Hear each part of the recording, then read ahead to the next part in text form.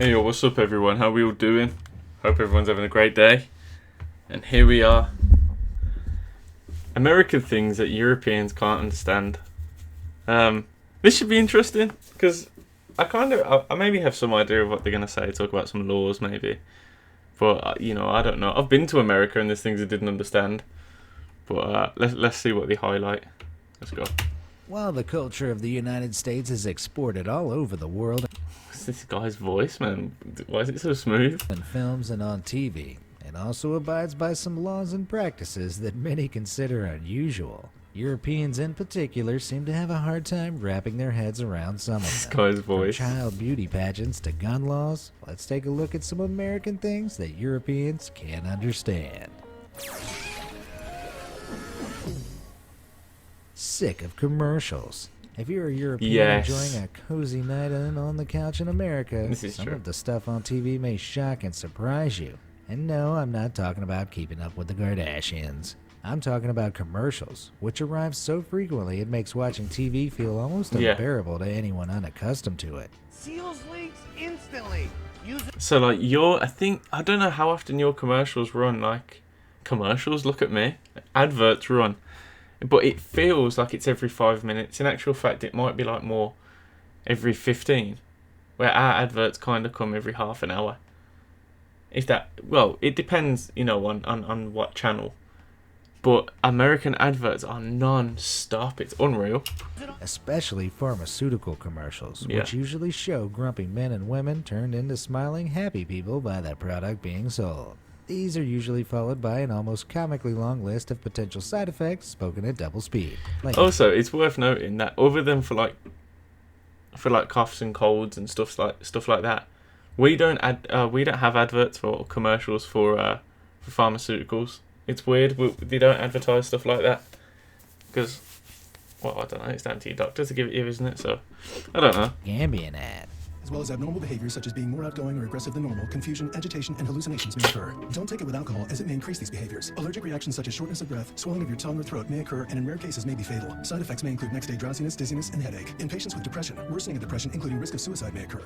These types of direct-to-consumer commercials peddle prescription drugs, which is an advertising standard that was rejected by the European Commission back in 2002. The Commission stated that pharmaceutical companies were unable to provide impartial information on their medicines. If that's the case, why is it practiced in America? To put it simply, there's simply never been a federal law passed to outlaw the practice. This is in no small part thanks to the fact that direct-to-consumer drugs and their accompanying ads are a huge business. And in America, whether it's right or wrong, the rules tend to follow the money. Europeans might actually need a pill for the headache all those ads give them. Yeah, it's crazy, but that's like sheer capitalism for you, isn't it? I guess it's just anyone with any common sense would know. Just talk to your doctor. May cause drowsiness, loss of limbs, telepathic powers, and a violent hatred of cheese. No place like home. Let's say you're a European who's just moved over to America. You found a house in a nice residential neighborhood, and you're going through your bills. Rent, water, gas, electric, all seems in order. But wait a second.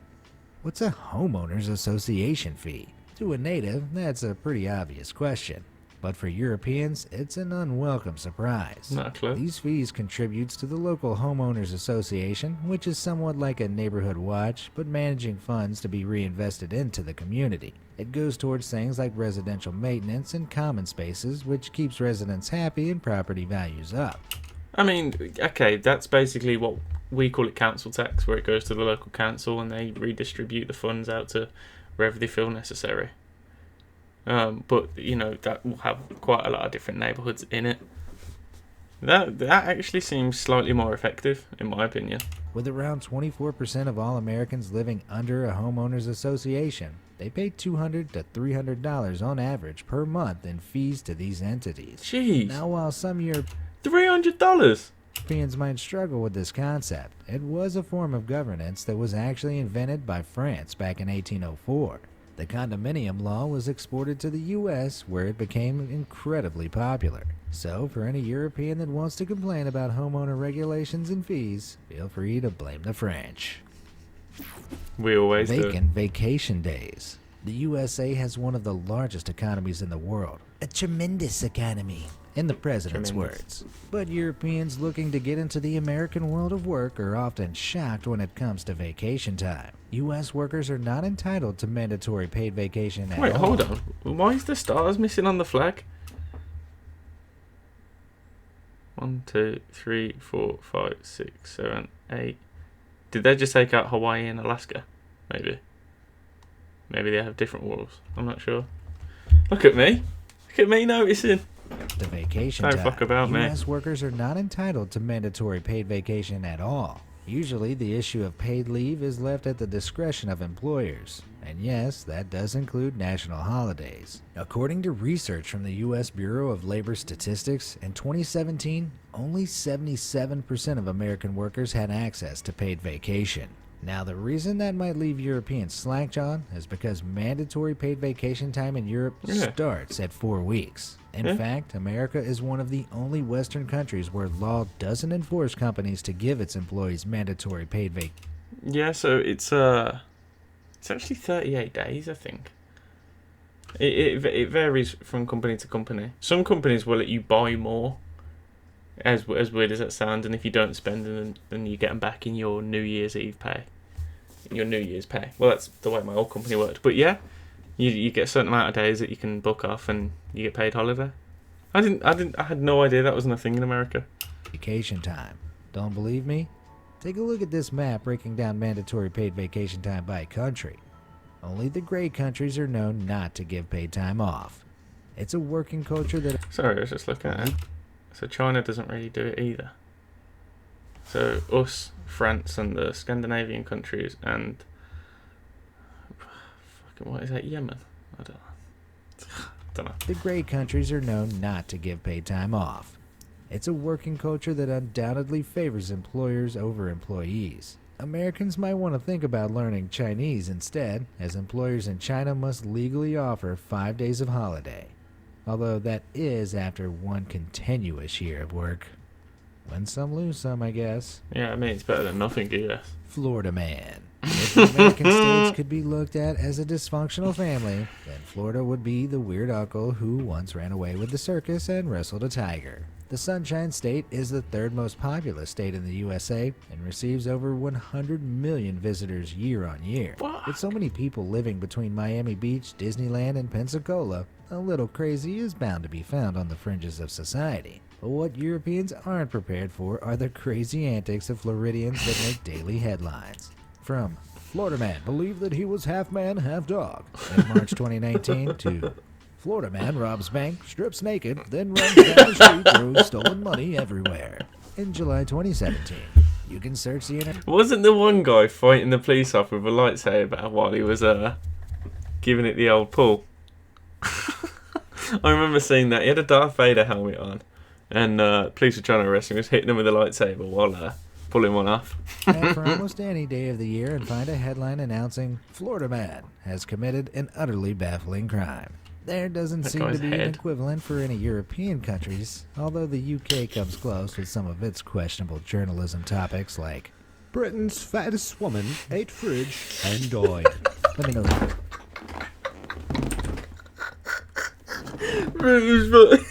Looks like Britain's fattest woman ate fridge. I mean, his accent's okay. Although that's not the funny story. This is the fun. I'm joking. I can't joke about that. It's terrible. British woman eats fridge and dies. Fucking terrible that is. And died. Let me know the funniest local headlines you've ever seen at stories@bmas.com. VAT trouble. In Europe, like most of the world, tax is built into the price of items in-store and online. So what you see on the tag is what you pay.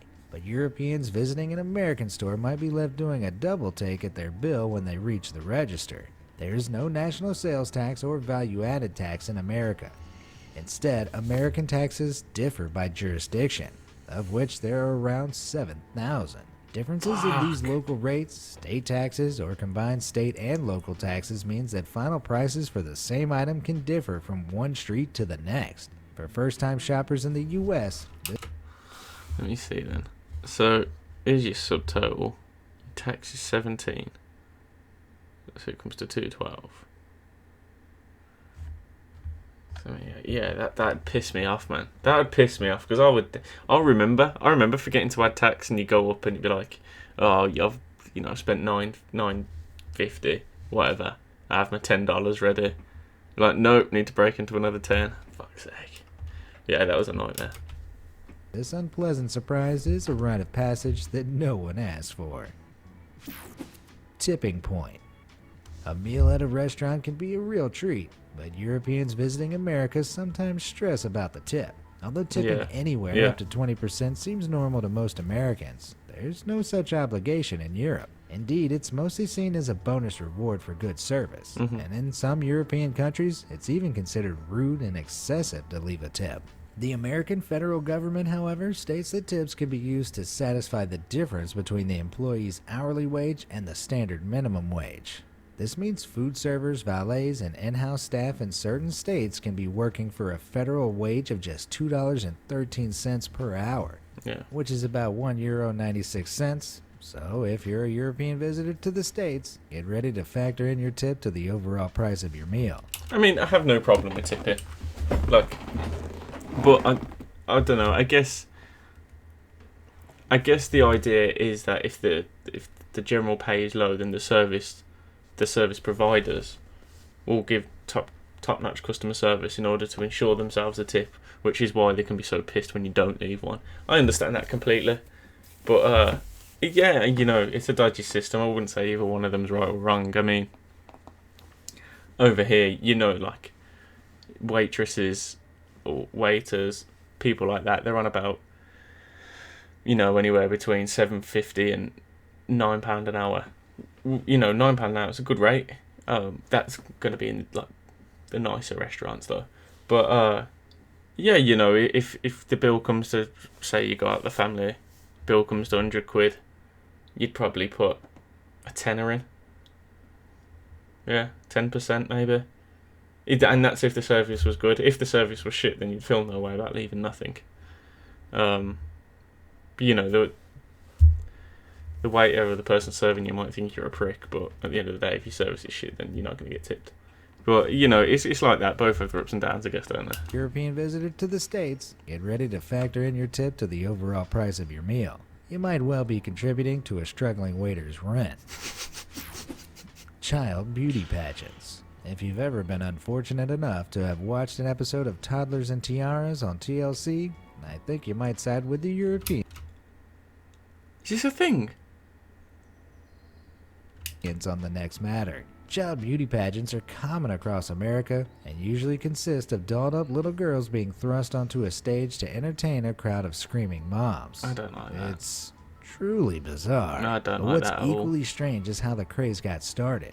Child pageants originated from American Better Baby contests in the early 20th century. Babies would be scored on characteristics like weight, quality of skin, and face shape, supposedly in the name of helping to educate mothers on best practices for healthy babies. But of course, it wasn't just for education purposes. There were also cash rewards and trophies for top-ranking toddlers. This has slowly devolved into the bedazzled tradition of pushing a child on stage in full makeup and styled hair to do a dance routine for prize money. Although some European countries host similar but smaller events, others like France have gone as far as to ban all such pageants, claiming they're an unhealthy way to treat young girls. If you ask me, their general creepiness alone should be enough to slam the brakes on child beauty pageants. Honey Boo Boo, no thanks. Yeah, I mean, no one's a winner there, are they? No one's a winner. I mean, the girls that aren't considered pretty enough to even be in a pageant obviously probably feel shit. The girls that don't win feel shit. And even the girl that wins, like, it's just building this plastic sense of value around them based off the looks alone. And I know I'm starting to sound like a feminist, and I'm not, but to base a kid off how good she looks is weird.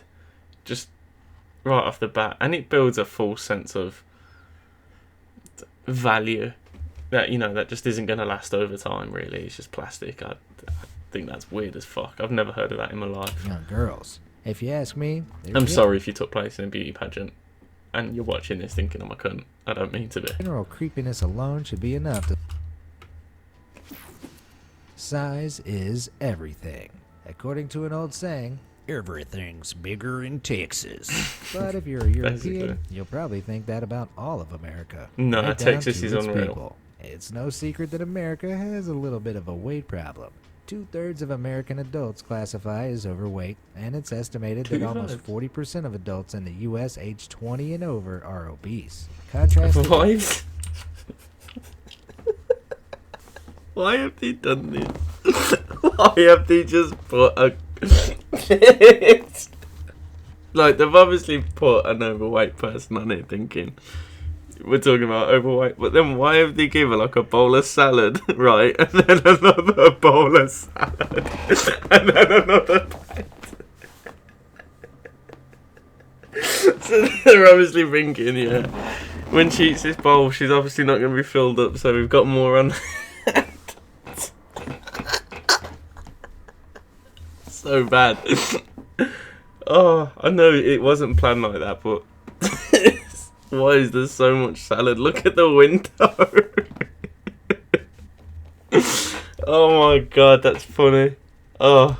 Almost 40% of adults in the U.S. aged 20 and over are obese. Contrasted to Europe, where a survey carried out in 2014 labeled just 15% of adults obese. That's a king-size difference, with a side of fries. The American tendency to overeat might have something to do with portion sizes in the States. That looks good, though. A study comparing portions in Paris and Philadelphia revealed food outlet portions were 25% larger in Philly. And a review of 17 different single-serve foods like yogurt and candy bars found that 14 of them were bigger in Philadelphia. I feel like, and I'm not just saying this because they're French, I feel like it would have been more accurate to compare England, because England and America share a lot of similar qualities. It's just that America obviously just does it bigger, but France is a weird country to compare to America because some of their customs are different, and maybe I'm wrong, but I just feel like it would have made more sense. Serve foods like yogurt and candy bars found that 14 of them. Or they're just doing it to make America look extra bad. Review of 17 different single-serve foods like yogurt and candy bars found that 14 of them were bigger in Philadelphia. While a one-state to one-country comparison doesn't necessarily represent the whole, Europeans on social media often comment on how much bigger everything seems stateside. Have you noticed this difference in portion sizes? Let me know in the comments below. Yeah, definitely. You guys kill it. I loved it when I was over there because it was short term, do you know what I mean? It was just the experience and the novelty. But I imagine living out there, staying slim can be quite a struggle. Well, not a struggle, but you know what I mean? Like, temptation's always there, isn't it? Bonus points for food puns. Oh, sugar. Living in America can really give you a taste for the sweet life, but your teeth won't thank you for it. Why? Well, some American foods and drinks have been found to contain huge amounts of sugar compared to their European equivalents. Some common bread brands contain up to 6 grams of sugar per serving, 6 times the amount found in Europe. Well, how have you managed to fit 6 grams of sugar in a slice of bread?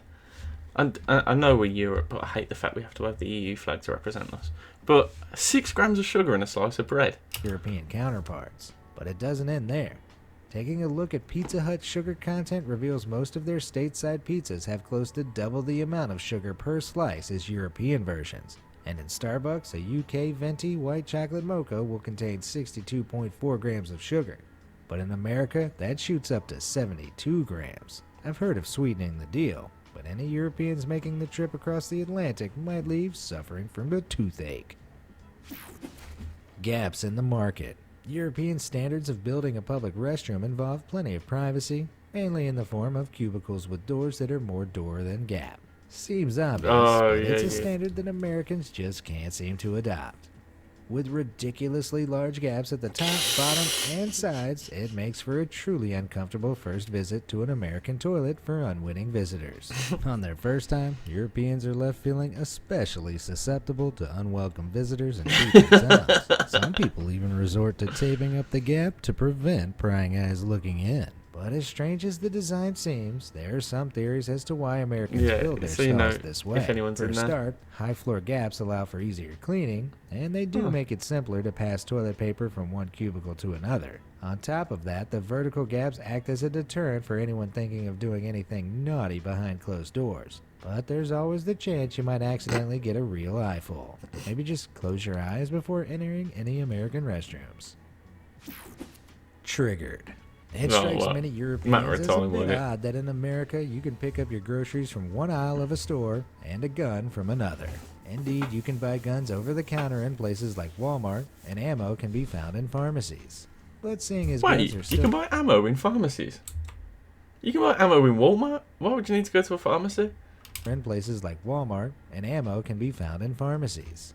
But seeing as guns are still legal in many parts of Europe, what is it that Europeans find weird about the gun-loving, rifle-wielding, Second Amendment-touting American citizen? It might have something to do with America's gun-related death rate, seeing as per capita, there were 12 gun-related deaths for every 100,000 people in America in 2017. Very few European countries exceed 3 gun-related deaths per 100,000 people, and none even come close to America's 12 per 100,000. The causes of I mean, yeah, that's fair enough in terms of the gun crime. But don't assume that, there's no murder over here, because it's just stabbings. That's all it is. Stabbings account for most of European murders, so don't just assume that it's a paradise over here. and none even come close to America's 12 per 100,000. The causes of the problem are fiercely debated, but it might have something to do with how easy it is to buy a gun. Background checks are usually carried out, but a research survey from Harvard in 2015 estimated that a third of American gun owners have purchased a firearm without a background check. In Europe, many countries like Austria and Germany require would-be gun owners to go through a rigorous 7-step procedure before owning a gun. High-caliber handguns are outright banned in the UK, and many categories of semi-automatic weapons are illegal to own across Europe. It's simply much harder to legally purchase a gun in Europe than it is in the US, which I'm sure is a trigger point for some. Yeah, so I've only ever seen or know of one gun shop, and it's like 40 miles from me. There might be one in Birmingham, but I've just never been there.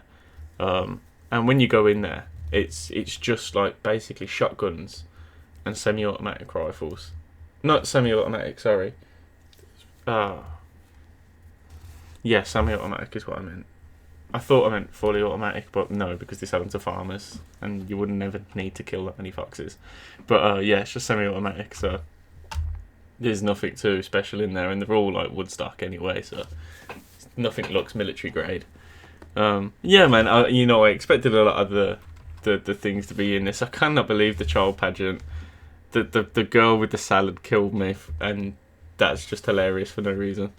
Let me know what you guys think. Have any of you guys been to Europe or like another part of the world and then experienced like reverse culture shock going back? Because I've seen a few videos on that, and it's always interesting to hear. Because I experienced shock when I went to America, and then some reverse culture shock when I come back to the UK. Certain things that I preferred in America, certain things I preferred in the UK. Let me know if you guys want to hear more about that. But yeah, as for now, man, just like, comment, subscribe. I want to get to 10,000. Whenever, really. I don't really care. I just enjoy doing videos, whatever. But yeah, man, peace out, and I'll see you guys soon.